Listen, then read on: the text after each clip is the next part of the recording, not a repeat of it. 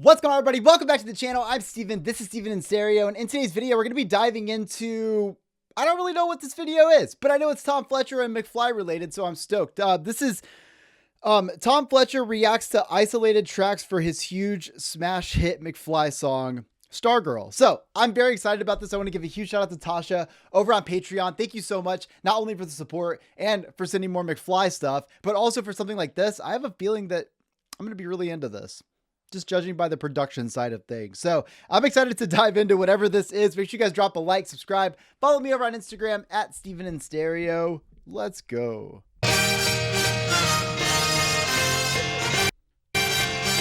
I'm headbanging to brass. That mustache.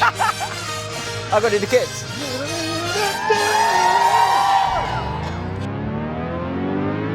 Song cake. All right, Tom. You're right. Yeah, good. Really good. Thank you for doing this. It's a pleasure. We're going to play one of my favourite ever songs now. Okay. I've got a moment about this song. I don't know exactly what the song it is. I think it's the song that I think it is. All right, yeah, it's STARGIRL. Okay, good. All right, yeah. I'm really excited about this because I haven't heard all the parts of this ever, like since we recorded it. This is some of the most fun you can have is dissecting a song. I say that out loud as if everyone's going to want to do that. There's something really cool about it, not only just for the part of seeing all the little intricate pieces that make a song, but I'm also like, to me, it makes music make way more sense when I see it visually. Like now that I started to understand the production side of things a little bit more, I feel like I see music on a whole different level than I used to. So this is going to be so good. So this is going to be a bit embarrassing and a bit cringy, I think. Well, what is embarrassing is the lyrics have changed from this version. And What have you got? Is this the old lyrics? not the old lyrics, but this is a story about STARGIRL. We wrote the original song and the lyrics sucked. And Tom's a lovely guy and didn't kind of have the heart to say the lyrics sucked. And sang his heart out. And we did a few versions. And I was going on holiday the next day. We were mixing it, Jeremy Wheatley's studio. We were mixing it, and Tom came up to me and went, "Yeah, I think the lyrics are shit, Jace." I wouldn't have said it like that. Yeah. I would have been really polite about it. But this is as we're mixing it, and I said, "Well, what do you think?" He goes, "I think me and Dougie have written some more lyrics in the back room."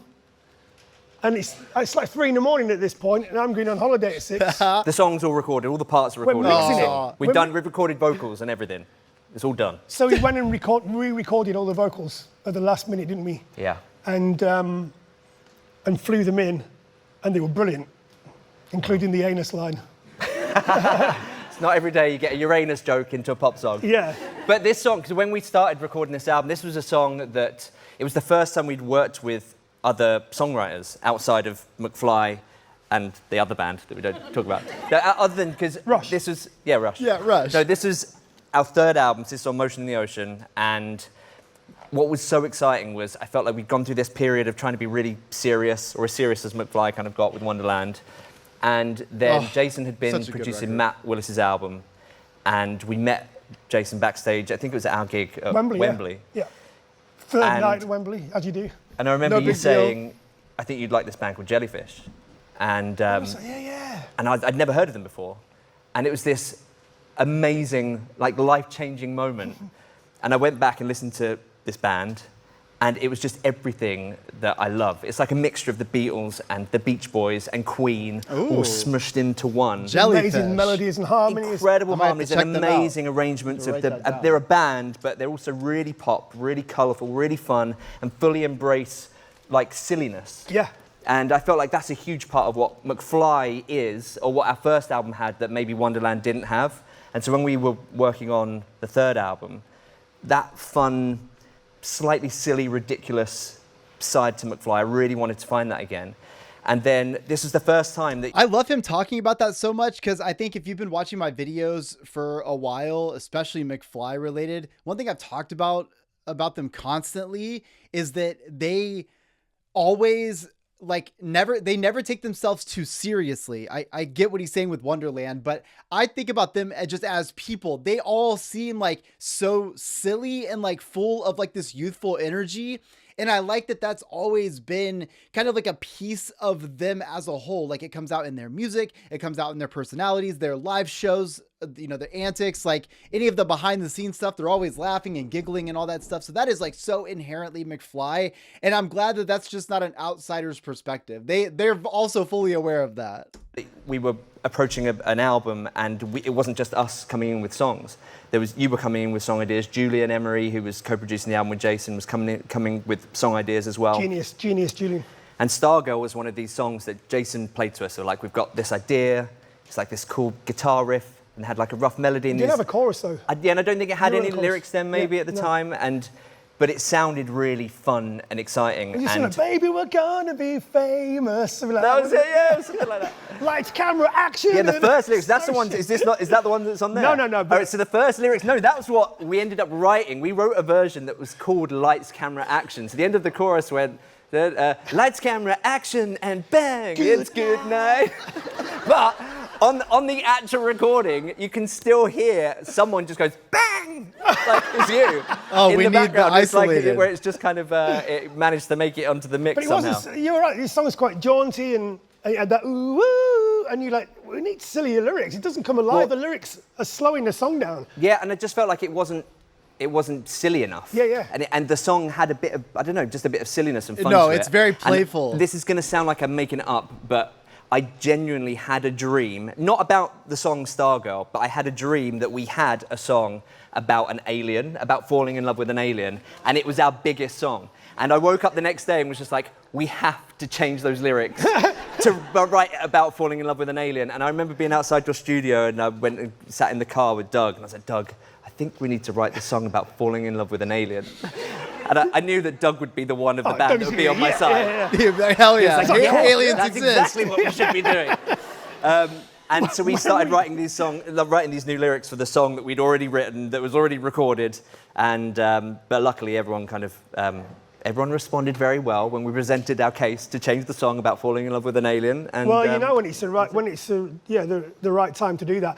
And the second moment I had with this was I was in Manchester Arena, great arena, and me and Adam, my brother, were there, and we were right at the back, and we were waiting for you to come on, and you used to have these side screens, and Stargirl came on. It hadn't even come out at this point, and all the arena started going, ooh, ooh. I was like, yeah. Yeah. A proper moment. Yeah. Because I remember when it used to play. It used to play before we went on stage. Yeah, but I remember being in your bedroom up in the top floor of your house. Yeah. Tom Towers. The top floor. It wasn't that many floors. I remember writing it up there. You writing it, going, woo, you and Julian. Yeah. And then to hear 20,000 people singing it. Oh, yeah. Gotta be the best feeling. Oh, these are the little magic moments that you get in life. It's incredible. And also I just felt like we'd found a bit of McFly that we'd lost. Yeah. And that was what I really loved about that whole album, actually. It was colourful and fun and a bit silly, but it wasn't silly where we didn't take it seriously. Yeah. Like, what the hell is Transylvania about? It's so bonkers. Yeah. But then on the same album, we've got Bubble Wrap, or I don't know, there's other like really kind of more sincere moments, but it just allowed us to not take ourselves so seriously. That is pop punk as a whole to me. I think one of the things, although I think it morphed a little bit like when like the Tumblr days of pop punk where it got like way more emotional, and then bands like The Story So Far and stuff came out. But I think that like at the base level of pop punk, it's like emotional silliness, right? It's like we don't take ourselves too seriously, but we are emotionally like sad, and we have a lot of feelings that we want to talk about. And I think like McFly has always been good at capturing that. But I can totally understand that like essence of building that spirit up the way he's talking about it. Which I think we'd done a little bit on Wonderland. Well, let's have a listen. I'm going to really cringe when We'll push you some failures. I think what would be interesting for everybody to hear on this is the brass. This build-up was great. Yeah, so the brass. It's live brass all the way through. This was arranged by Steve Sidwell. So Steve Sidwell, and that really made a huge difference. Massively, putting the brass on this. Steve Sidwell ended up doing all the arrangements for the Christmasaurus and the Creakers. Yep. And he is an absolute Olympics. genius. Yeah, and he. I remember being in the studio when this brass was recorded, and there's nothing better than recording your song and then going in to have like strings or brass or something done on it, and it just... Abbey Road. Yeah, it just sounds like a proper... It sounds like a real song. Yeah! I'm a real boy! Okay, let's play Stargirl by McFly. Oh God, I'm not ready. I'm looking up for my star girl. I guess I'm stuck in this mad world with things that I wanna say, but you're a million miles away. And I was afraid when you kissed me on the intergalactical fresh. Oh, yeah. I wonder why you never asked me to stay. You're definitely going to hear Jason. So wouldn't you Piano. like to come with me? So sick. Sorry about it. I love it. Whoa, your gravity's making me dizzy. Girl, I got Put the vocals up a second. love it. Did you hear the Oh, I bang? heard it, yeah. Oh. Say that again, Adam. Someone just goes bang in the background. That's not me. Girl, I gotta tell you, I'm feeling much better. Make a little love it. Fuck yeah. Make a little love and bang.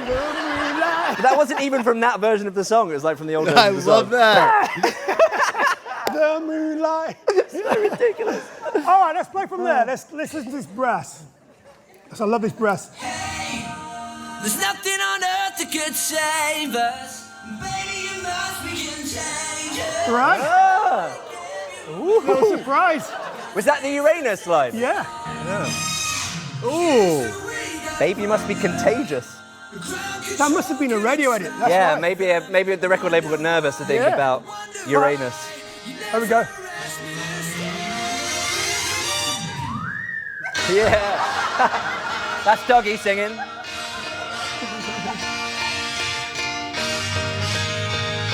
Oh, it's compressed. epic. Yeah, I love it. I love how swingy it is. Jason always loves doing this when you're in the studio. You know you got something good if you start doing that. This is the kind of, I want to hang out around this all day.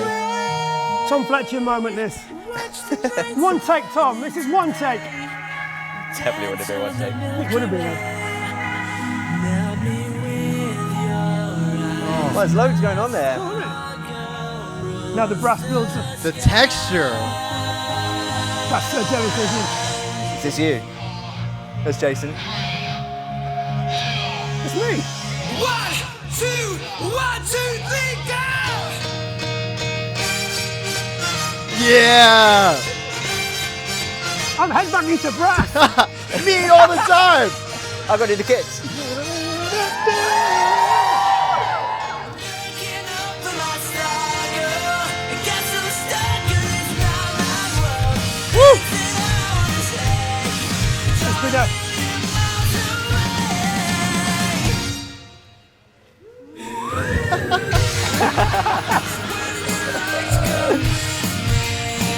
Did we do any of this in Ireland?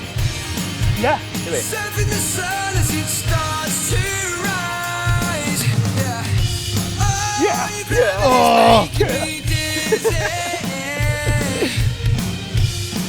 We'll go surfing the sun as it starts to Send it over. Oh, those Danny vocals.